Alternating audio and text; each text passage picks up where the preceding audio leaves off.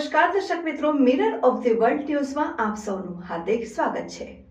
સંજીવની હોસ્પિટલના તબીબોની બેદરકારીના કારણે માતા પુત્રનું મોત નીપજ્યું હોવાના પરિવારજનોના આક્ષેપ। સંજીવની હોસ્પિટલમાં તબીબોની બેદરકારીના કારણે માતા પુત્રનું મોત નીપજ્યું હોવાના આક્ષેપ સાથે પરિવારજનોએ ભારે હોબાળો મચાવી જવાબદારો સામે પગલાં ભરવા પોલીસ કમિશનર કચેરી ખાતે રજૂઆત કરી હતી। 5 દિવસ અગાઉ શહેરના સોમા તળાવ પાસેની સંજીવની હોસ્પિટલ ખાતે તબીબની બેદરકારીના કારણે નવજાત બાળકનું મૃત્યુ નીપજ્યું હોવાના આક્ષેપ સાથે પરિવારજનોએ ભારે હોબાળો મચાવ્યો હતો।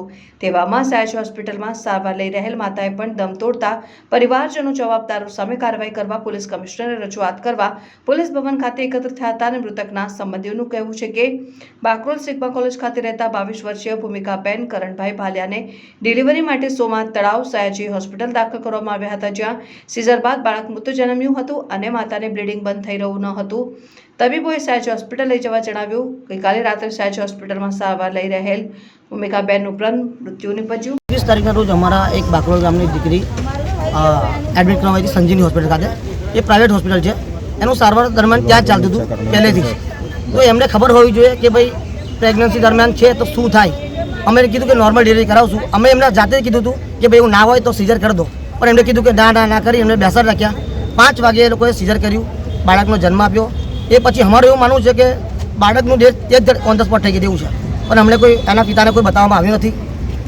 ત્યાર પછી અમને બ્લડ લેવા મોકલ્યા હતા। એમને એવું કહ્યું છે બ્લડ વધારે થઈ ગયું, નીકળી ગયું છે, લોસ થયું છે, એટલે તમારે બ્લડ લાવવું પડશે। અમે બ્લડ લેવા ગયા, લઈને આવ્યા, ત્યાં સુધી અમને આઈસીયુમાં શિફ્ટ કર્યા હતા, અમને બતાવી નથી।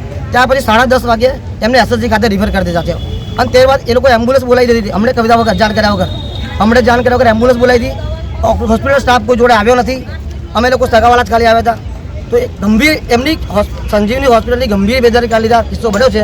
અગાઉ આવો ના પડે, એના પ્રમાણપત્ર તપાસવા જોઈએ, એને હોસ્પિટલ સીલ મારવું જોઈએ। જ્યાં સુધી અમને ન્યાય નહીં મળે ત્યાં સુધી બોડી સ્વીકારવા નથી। પીએમ કહે છે પણ અમે બોડી લેવાના નથી। જ્યાં સુધી અમે સીવી પોલીસને જણાવ્યું કમિશનરને મળવાના છે અને ત્યાં બી અમે આવેદનપત્ર આપવાના છે। અમારી એક જ માંગ છે, જ્યાં સુધી અમને ન્યાય નહીં મળે ત્યાં સુધી અમે જ બેસું। જરૂર પડશે તો ભૂખ હડતાલ બી કરશું, અહીં જ બેસવાના છે બધા। છોકરાનું મૃત્યુ કઈ તારીખે થયું? છોકરાનું મૃત્યુ 22 તારીખે। તો એનો હજી પીએમ રિપોર્ટ આવ્યો નથી? પીએમ રિપોર્ટ નથી આવ્યો। અમને તો જાણ 22 તારીખે કરી હતી અને એ લોકોએ કોઈ પોલીસમાં જાણ નથી કરી કે ભાઈ બાળકનું મૃત્યુ થયું છે। ખરેખર તો એમને પોલીસને જાણ કરવી પડે કે બાળકનું મૃત્યુ થયું છે, એ લોકોએ પોલીસમાં જાણ કરી નથી। આપનો પરિચય?